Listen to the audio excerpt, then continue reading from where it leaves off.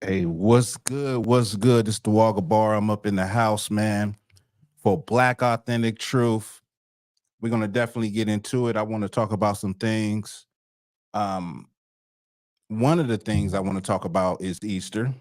Another thing is I'm gonna go over what Vladimir Putin said or what he did. He opened up a little box and it's sending shockwaves through the internet because it's exposing something that we always known, right? We always known that the Israelites or the people of the Bible were black, right? So let me just get to it. So, first of all, how many black people are going to be celebrating Easter? Easter is right around the corner. So we know a lot of black people, they're going to be buying those different color suits for church, the dresses, the shoes for your kids, Easter eggs, coloring Easter eggs, the baskets. It's a whole big thing about merchandise when it comes to these holidays. And the stores make a ton of money off of black people being deceived into following basically the holidays of your colonizer, of the people that, put you in slavery and oppressed you. And black people probably is one of the number one consumers when it comes to these holidays as far as buying stuff and spending a lot of money. And so I was talking to a sister at my job, and she was just complaining, or basically she was just saying she didn't feel like spending and putting out all that money to buy whole outfits that her children are only going to wear once, and that's for Easter. But a lot of brothers and sisters celebrate Easter, but like all things that we do as black people, we don't know why we celebrate these things. We have no clue at all. No clue at all. Not in the least bit. So I'm just going to talk a little bit about Easter and give a little simple little breakdown of Easter. So what I'm going to do is I'm going to go to the Britannica and I'm going to share my screen. Just give me a second.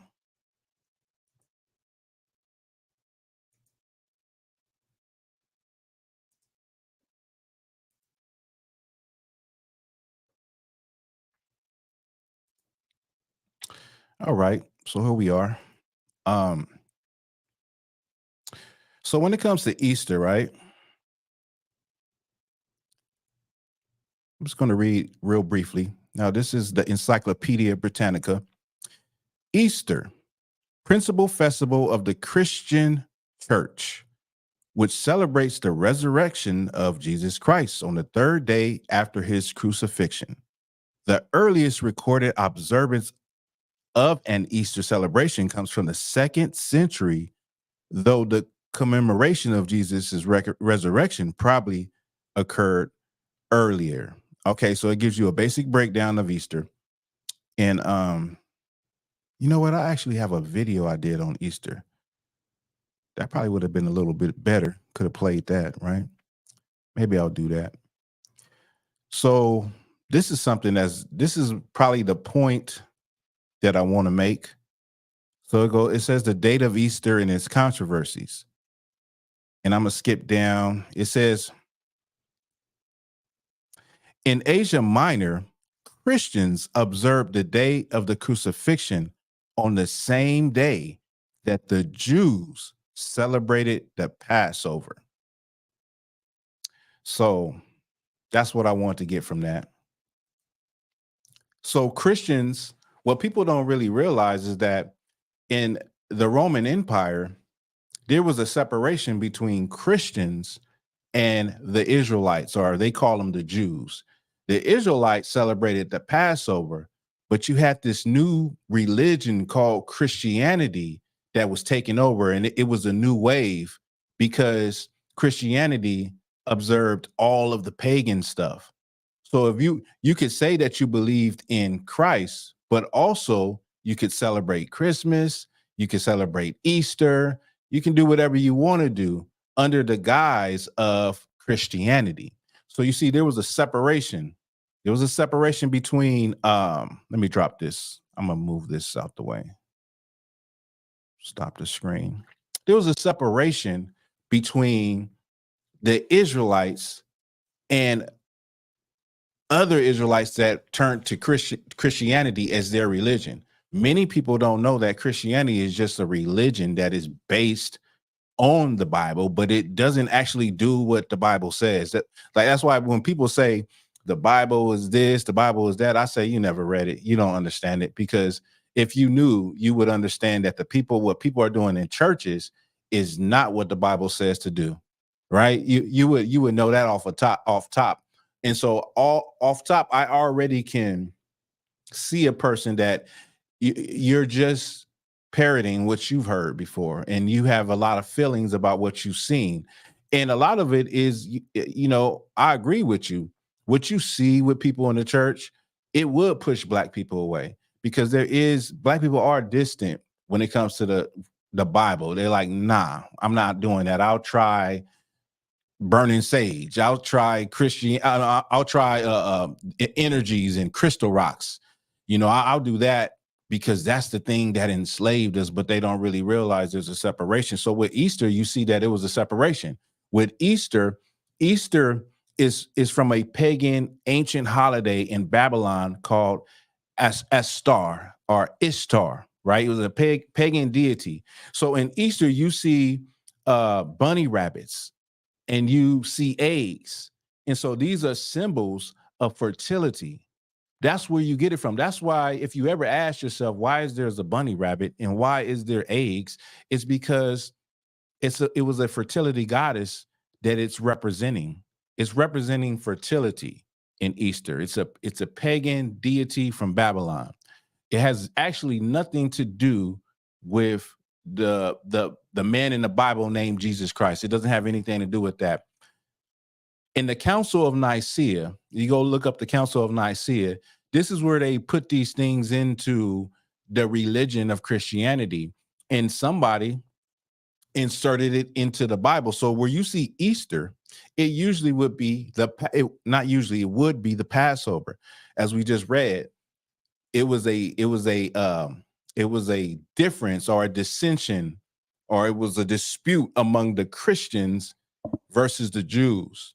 The Christians wanted to celebrate their pagan holidays, but the Jews celebrated the holidays ordained by the Most High.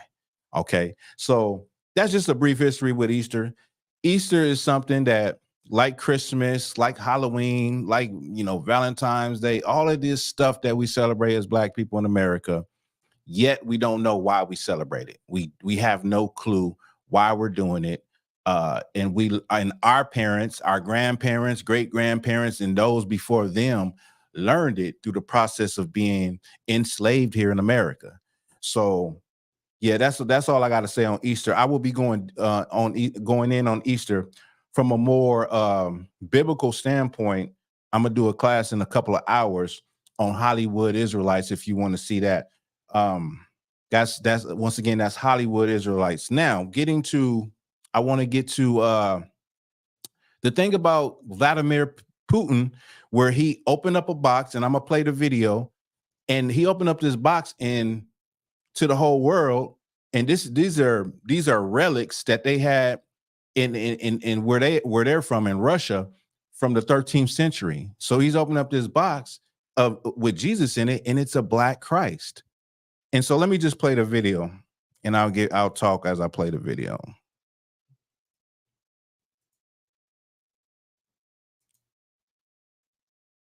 Cancel. Let me see. I want to share a file.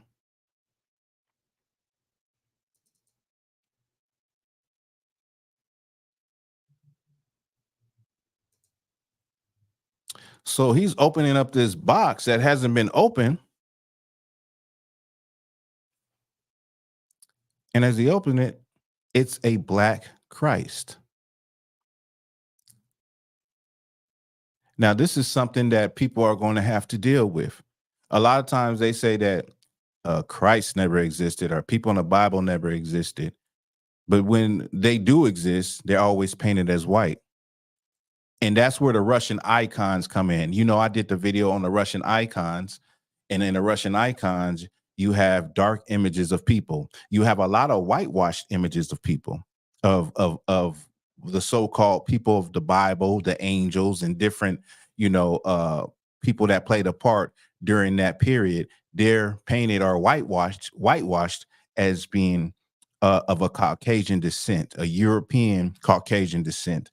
And so you see here, they're opening it up, and you see a lot of times you see those Catholic popes, they be worshiping black Jesus statues, and they call it the Black Madonna with a black Virgin Mary and Christ. Really, what that is that's an ancient worship too. That's not really representing Christ and Mary, but that's the cover up.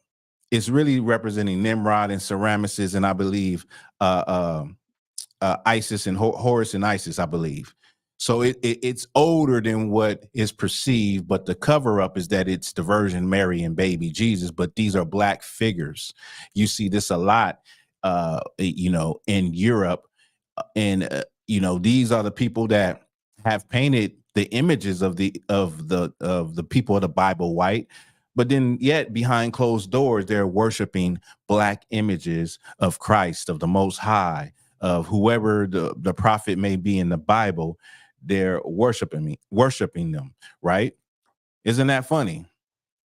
So Vladimir Putin, he's without knowing, he's exposing to the world what the people of God actually look like. And I got a book that I want to bring out. It's called Varanets. Okay. But this is something that the world is going to have to deal with. They're going to have to deal with the fact that the people in the Bible were actually Negroes. They were actually a dark-skinned people, not olive skin, like, they like to say that all the time. They like to say, oh, well, they were olive skin. They were something like between, a white person and an Arab person. They look more Middle Eastern. They have all of these code words to try to describe away why these people couldn't possibly be black in a subtropical climate. All right. So that's enough on that. But I have this book, Varanets, and we're talking about the Russian icons. And, I just did a video. I did a video not too long ago where I was talking about how it was a channel, Black Journals, how they had took my video of Russian icons, the old one I did, with the actual book that's it can range from a couple of $100 to maybe $3,000. The most I've seen it was like $3,000. I also have the book Hebrews a Myth, Suggestions to Rewriting Hebrew History. I'm paraphrasing the title, but that book at the time, at one point in time during COVID, it had risen from probably like $9,500 to $14,000. Right. And it just shows a map where you had Jews all in West Africa. You had different ancient kingdoms, medieval kingdoms that discoverers had found and marked down and written down and wrote about. Right. So this book is called Varanet. And I got this book years ago. It's just called Varanet. Very simple book.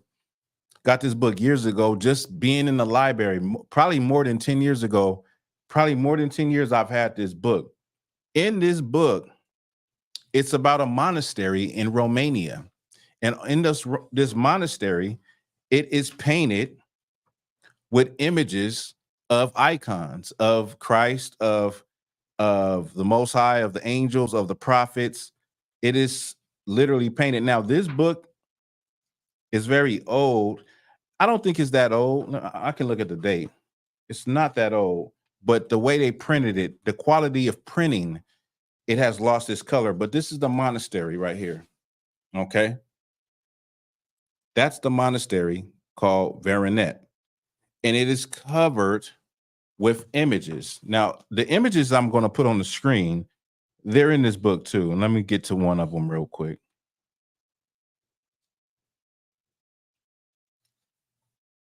Because a lot of people, like, there's plenty of books with icons. There's plenty of books that you don't have to get these expensive books. There's plenty of books that show you the same truth that's now being exposed by people like Vladimir Putin, right? So, as you see here, you have images of black saints and prophets. Okay. Now, I'm finna pull it up. I'm pull a picture up of this actual monastery in Romania. If you want to know where Romania is, it's in Europe. It's in Europe next to the Black Sea. Okay. So when people because the way we're educated in America, they make it seem as though white people or anybody in Europe they were white. Like black people didn't exist in Europe. That's a lie. This is a simple way how you know it's a lie. They say that everything sprung from black. So at one point in time, everything had to come from Africa or East Africa and spread out. So even if they can find records of them being there a long time, we know that the original people in these areas were dark-skinned people, melanated people.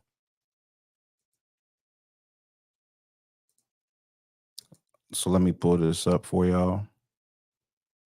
I'm gonna share my screen. Get you the picture of the monastery. Let me see. Here it is. So this is the monastery, okay? And you see it's covered with paintings. And let me can move it around. So let's see. I don't know if y'all can see the people at the bottom, so you can see the size of the monastery. You have because it's a place where tourists can come and take pictures and see the history.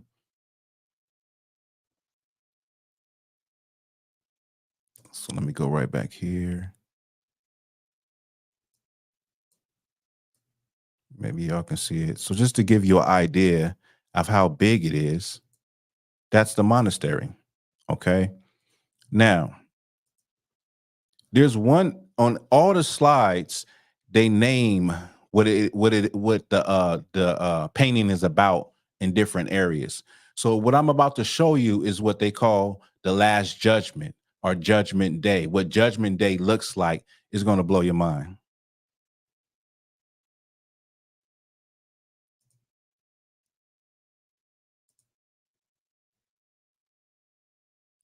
Let me see.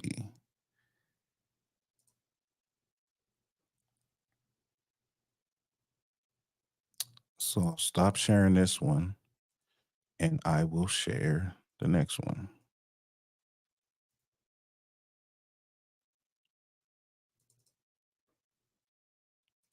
So right here, what you have is judgment day, right?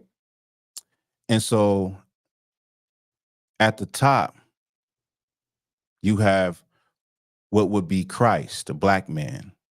This is the judgment day. You have the elders on the sides. Let me see if I can make it bigger, make it full screen. Let's see. Can I make it full screen? Nah. I guess this is the best I can get, but I will zoom in. So up here you have Christ, right? Black man with an afro. You have the angels, black.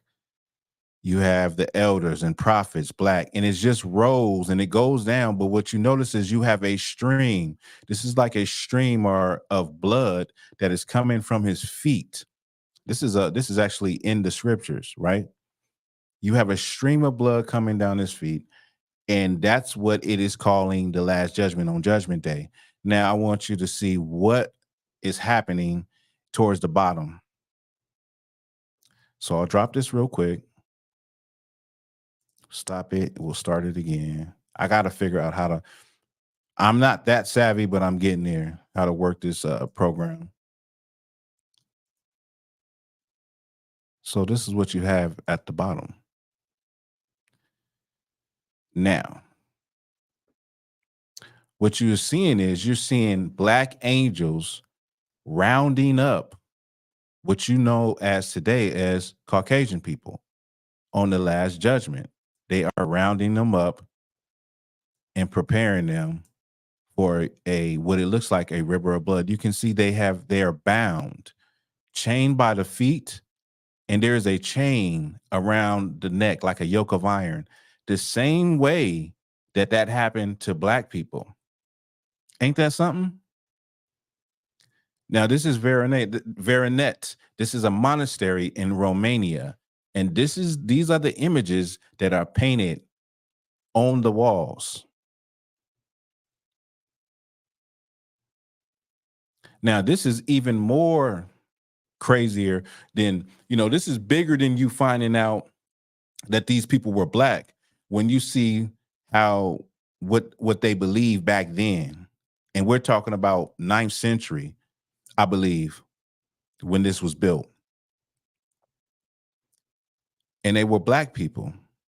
And this is the prophecy that they knew, that they had been told from their foremothers and forefathers for the longest, that this would be what the last day or the last judgment would be like. So you have angels rounding up Caucasian people and preparing them to go into chains, literally. So yeah. I mean, what y'all think about that? What you think about it? I mean, I know the way that the average Negro mind works. He's not gonna like it. He's like, no, that ain't fair. That ain't right. That ain't. I mean, this has been on the walls of that building for thousands of years. I mean, obviously, the people then felt that was right and that's correct for the crimes that had happened to their people. I mean, I'm just saying, this is history. And let me just say, because I did use that video with Vladimir Putin, I've been getting YouTube has been flagging me for using different stuff. They've been flagging me. So I gotta just say this is for educational purposes. That's it. That video is for educational purposes. And this ain't about hating nobody. This is about truth. And one thing that I've learned is that never apologize for the truth or what the truth is. Never, ever apologize for it. I'm not going to ever apologize for the truth. The hell with that. Don't ever apologize for the truth. If it's the truth, it's the truth. And, whether people like it or they don't like it, they're going to have to deal with it, But I'm just going to drop that. Want to talk a little bit about P. Diddy, the diddler, Puff Daddy. I've been seeing all the memes. It's been some funny ones too. And I just see, all the energy towards that P. Diddy situation. But you got to think about it. Who groomed P. Diddy? Like, there are people in this industry or in that industry that were there before he got there. So it's like, who groomed him? Who made him the quote unquote monster? They saying child trafficking or whatever the case may, not child, but trafficking, period. Whatever the case may be, who made him like that coming into that industry? And this is the thing, when we're as Black people, we're coming from the hood, we're coming from nothing, we're coming from not having nothing. You're not going to turn down these opportunities when you've been taken out the hood, and it's in your mind that you don't never want to go back, right? I'm thinking how Black people would be, people in the industry. You don't never want to go back to being at that level of being in the hood, trying to make it. And in my opinion, a lot of our brothers and sisters will do what they have to do in order to stay in that world, whatever it may be, whether it may be, doing something strange. Our brothers and sisters are doing those things, are being put in situations where they're abused and they're treated wrong because they don't want to go back to the life that they came from. They don't want to go back to the life that they came from. And I believe that a lot of brothers and sisters that are, making jokes and making memes, this is from the different side of it. A lot of y'all, if given the opportunity and somebody came and offered you money for that rap contract or that singing contract, you would hop right into that industry. Now, that industry has proven that it doesn't do our people no good. The story always ends bad with our people. After all the fame and the success and the accolades and the awards, our people end up broken. And it ain't just the music industry, it's just entertainment, period. And you know who's running the entertainment system. Excuse me, who's running Hollywood. There's nice, really good documentaries on how Hollywood got started. Go and watch them. Go and watch those documentaries and see who is actually running Hollywood and how Hollywood even came to be. You know who is running the music industry. You remember the interview on the Breakfast Club with Charlemagne, right? And they had the Jewish man, Leon Cohen, Lenore Cohen or something like that. And he was asking him about the dysfunctional music that is pushed in the Black community. Why do you keep, paying artists to push that type of music? And he simply said, well, I got to eat some kind of way. My family got to eat. They'll never portray their children or give them contracts and portray their children in that light. They'll never portray their people on the movie screen in the same way that they portray Black people on a movie screen. They'll never do that. And see, you have to look at the, that whole thing. It's all messed up. That whole industry is an industry that is very dark. It's an industry where things are going on behind the scenes. I remember just noticing, because music is very important in the Black community. It's a very, it can be very inspirational, and it's very, it's intimately connected to our experience in America. But everybody can attest over the years that the music has downgraded and the quality level of the music has become, where it seems like people are not even putting an effort anymore. Like music used to be about the whole experience. Now music is more about a nice hook to a song, not about the content, not about the actual lyrics. It's more about that. So, but music has always been very important.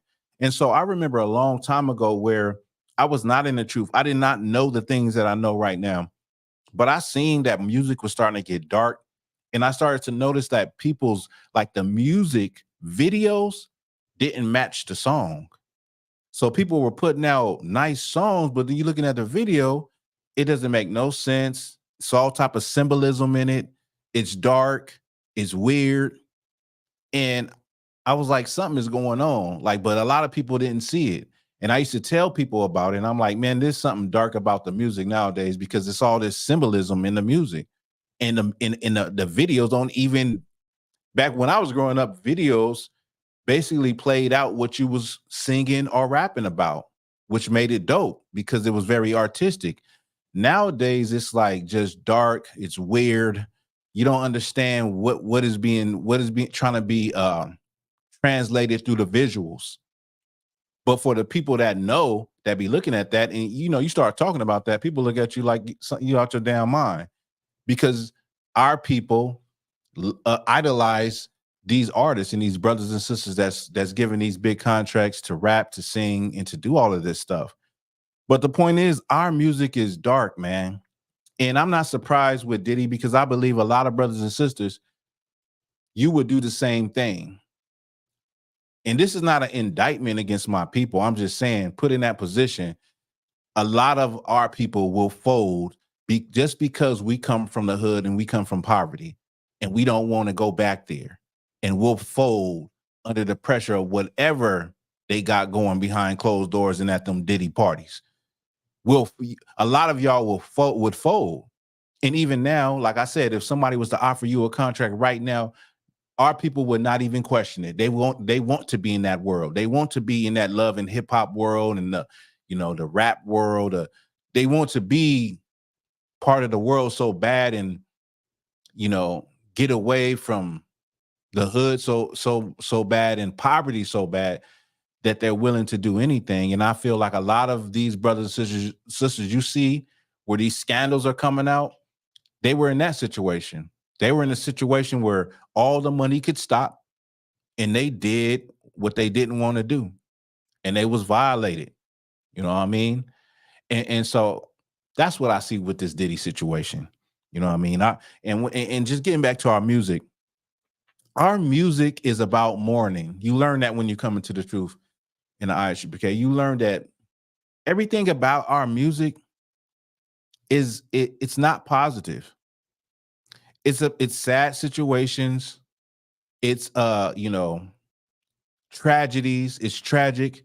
None of our music is about being down and getting back up and having a good ending, or talking about situations in life that you overcome. Our music ain't like that. Our music is, drill music. Our music is taking your woman. Our music is, twerking and I'll take your nigga. Our music is about bad situations. And we're brainwashed to think that because these people got money and they got influence and they on TV, that the music and the energy that they promoting is good.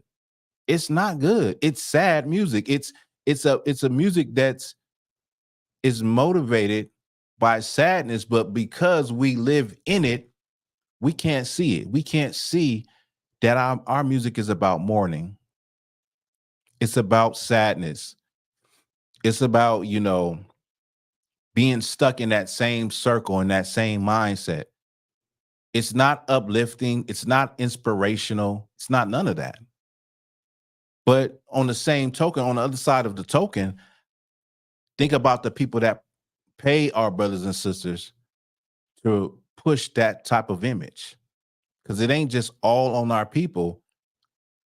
You got to think about the people that run these companies, these record companies, and what they say out of their own mouth. They got to get, their kids got to eat.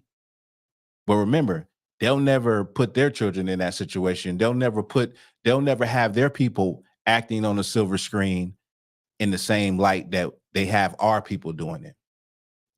So that's the end of this episode of Black Authentic Truth. Thank you for watching. If y'all was up in here, please like, share the video, like, share, and subscribe if you're not subscribed already. I want to boost that algorithm, right?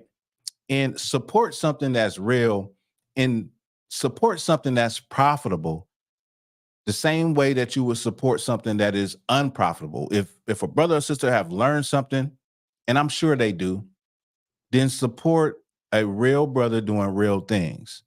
So I'm gonna get up out of here, y'all, and I'll be back probably next Sunday. I'll go live next Sunday. With that, this is Black Authentic Truth.